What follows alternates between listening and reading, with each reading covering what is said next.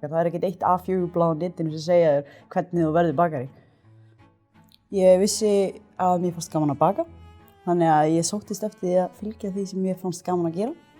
Hver dagur var eins og nýtt tækifæri eða ný áskorun. Upplifunin á náminu var líka bara skemmtilega að því leyti að það var nýtt fólk sem þú kynntist.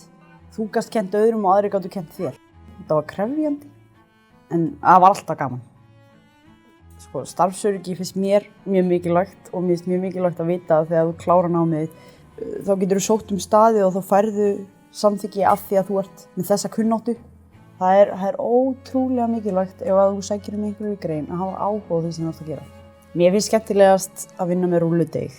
Það er svo mörg skref til að ná fullkomnun og það er svo mörg skref sem þú verður að fókusa á til að gera rétt.